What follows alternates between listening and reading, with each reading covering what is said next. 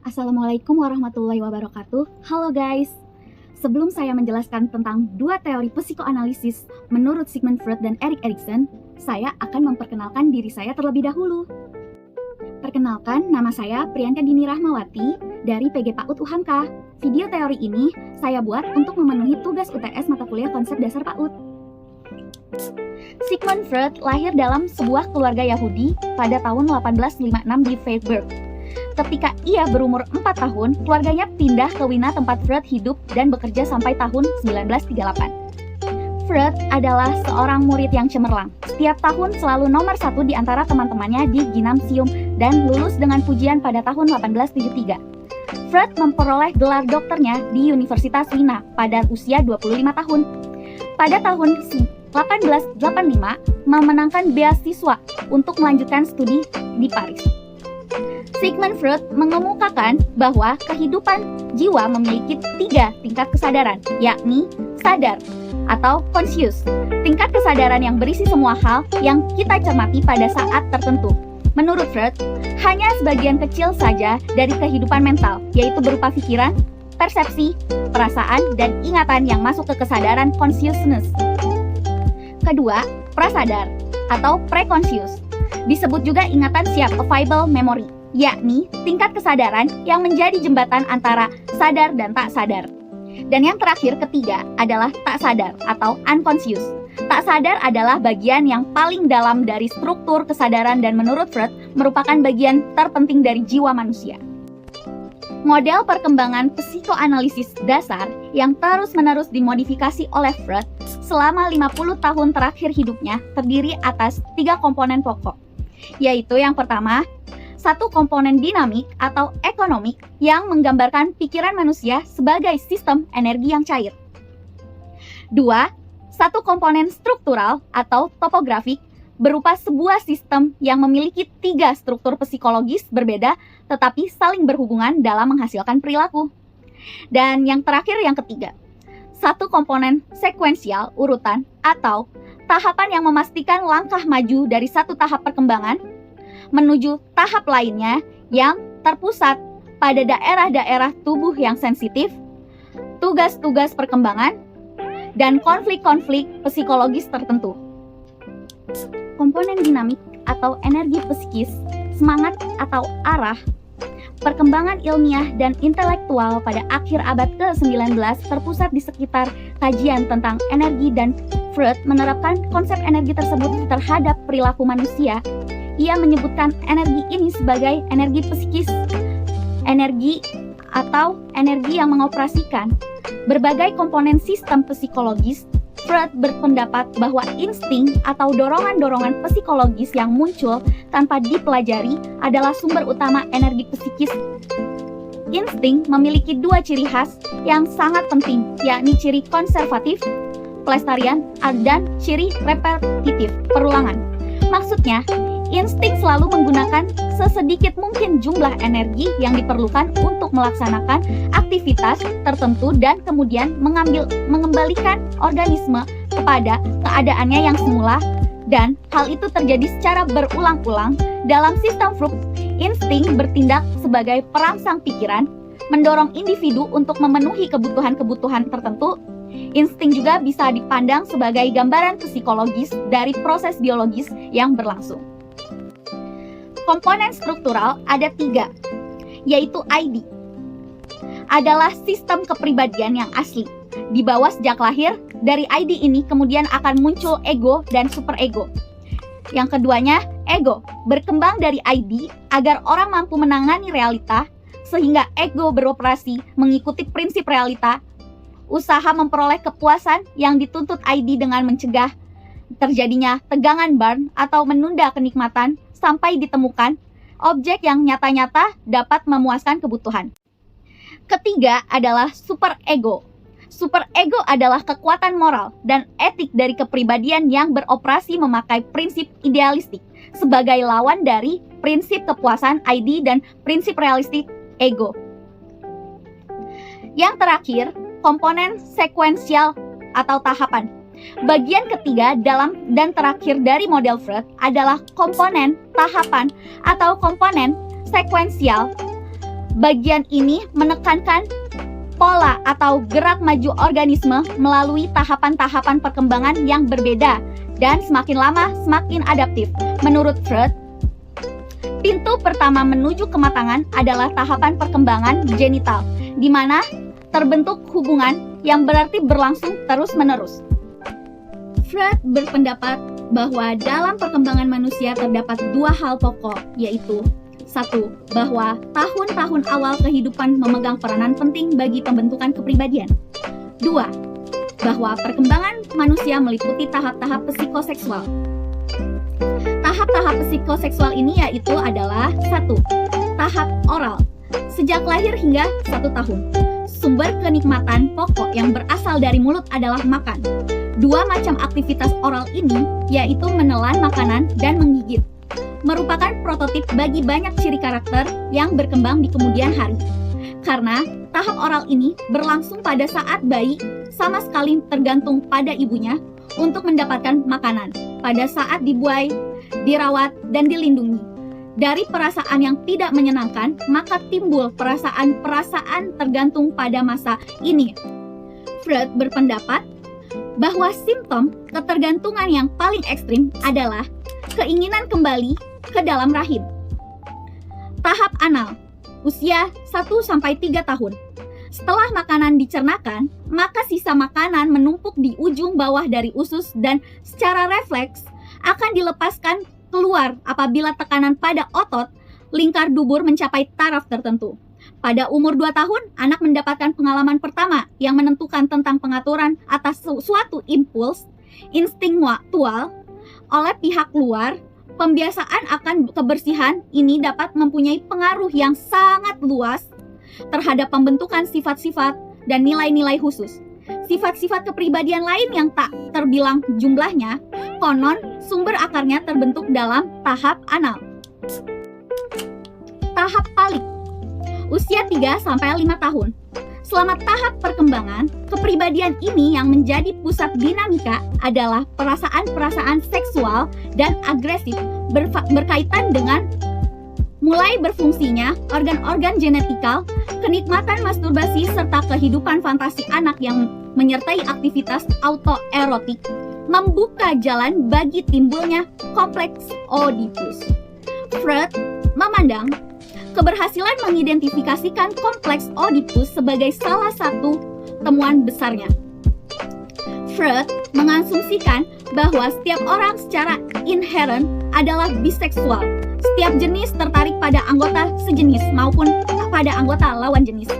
Asumsi tentang biseksualitas ini disokong oleh penelitian terhadap kelenjar-kelenjar endokrin yang secara agak konklusif menunjukkan bahwa baik hormon seks perempuan terhadap pada masing-masing jenis. Timbul dan berkembangnya kompleks Oedipus dan kompleks kastrasi merupakan peristiwa-peristiwa pokok selama masa palik dan meninggalkan serangkaian bekas dalam kepribadian. Tahap laten, usia 5 sampai awal pubertas. Masa ini adalah periode tertahannya dorongan-dorongan seks agresif. Selama masa ini, anak mengembangkan kemampuannya bersublimasi seperti mengerjakan tugas-tugas sekolah, bermain, olahraga, dan kegiatan lainnya. Tahapan latensi ini antara usia 6 sampai 12 tahun, masa sekolah dasar. Dan yang terakhir adalah tahap genital kelamin atau masa remaja. Kateksis-kateksis dari masa-masa pragenital bersifat narsistik.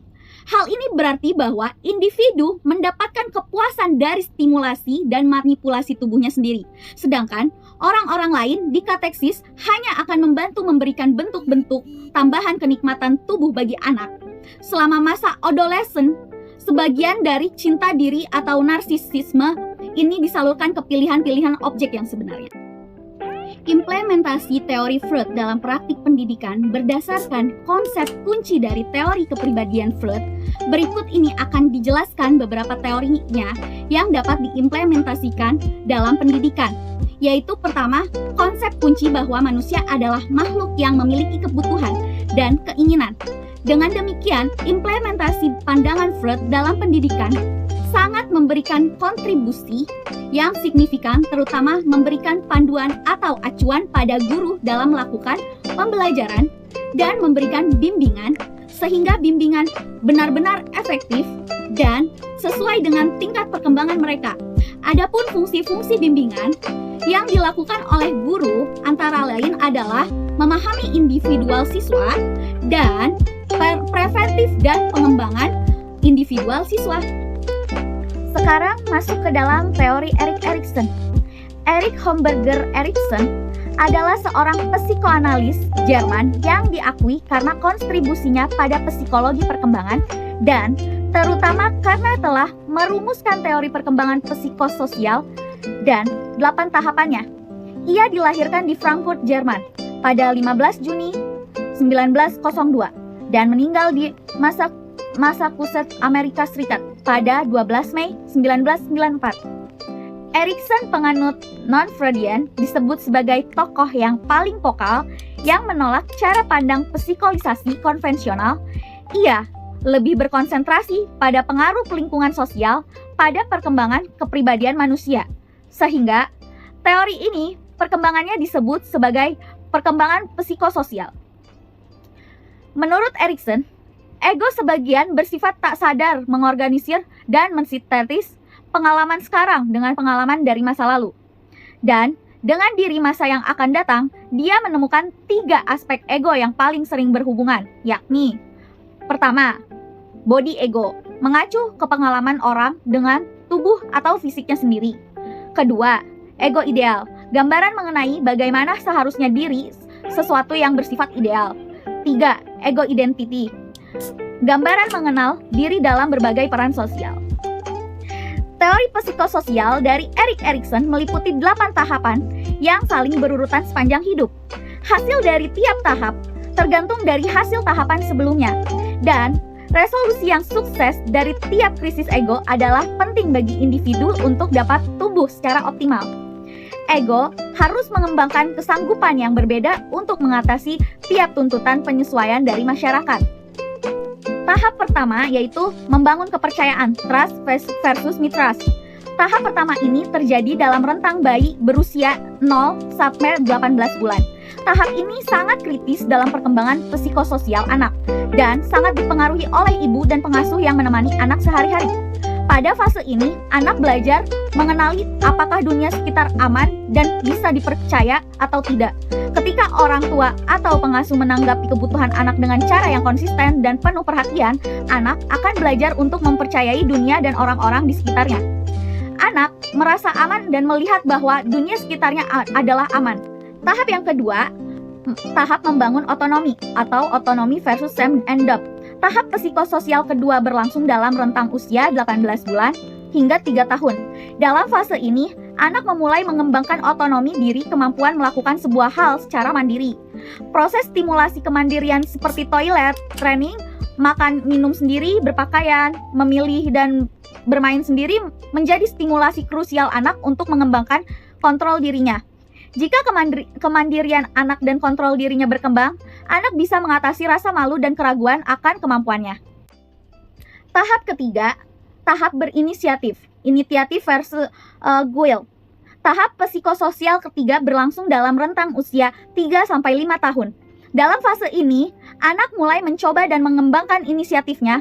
Anak banyak bertanya dan mencoba hal-hal baru yang ada di sekitarnya. Jika pertanyaan dan keingintahuan ini difasilitasi, anak akan mengembangkan kepercayaan diri untuk berinisiatif. Sebaliknya, jika keingintahuan anak diabaikan dan anak sering mendapat larangan dan kritikan saat ingin mencoba sesuatu, anak akan merasa bersalah atau inisiatif dan keingintahuannya. Tahap keempat, tahap merasa mampu, industri versus inferiority.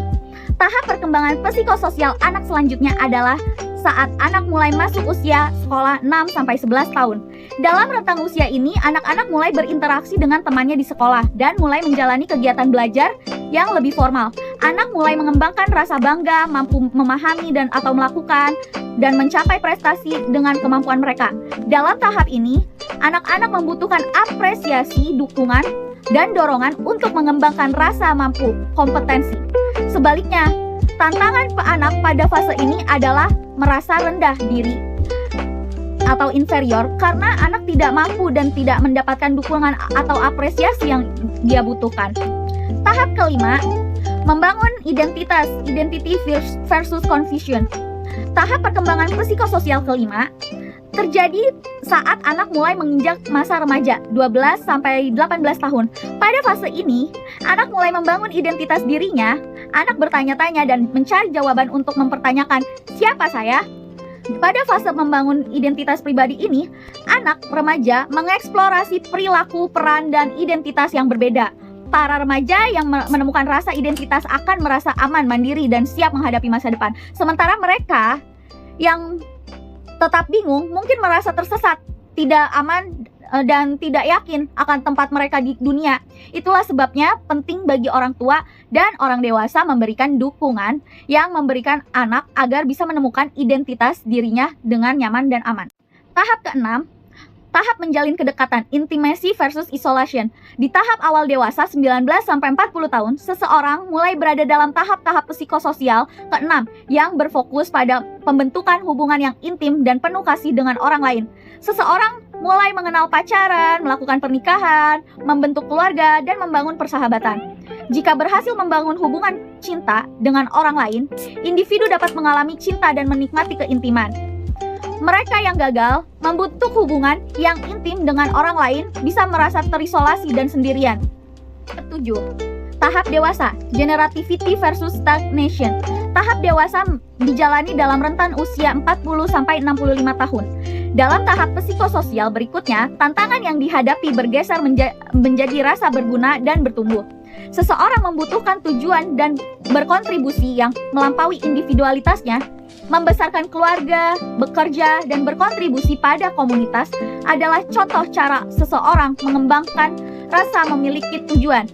Mereka yang gagal menemukan cara untuk berkontribusi mungkin merasa terputus dan tidak berguna. Tahap ke-8, tahap kematangan, integrity versus despair. Tahap psikososial terakhir dimulai sekitar usia 65 tahun. Selama periode waktu ini, individu melihat kembali hidupnya. Pertanyaan utama selama tahap ini adalah, apakah saya menjalani kehidupan yang bermakna? Hidup mereka yang merasa hidupnya bermakna akan merasakan kedamaian, kebijaksanaan, dan kepuasan, bahkan ketika menghadapi kematian. Sebaliknya, seseorang yang merasa gagal dan tidak menjalani hidup dengan baik, mereka akan merasakan kepahitan, penyesalan, bahkan perasaan putus asa. Sekian dan terima kasih video teori yang saya sampaikan. Semoga bermanfaat. Jangan lupa like, comment, and subscribe. Mwah.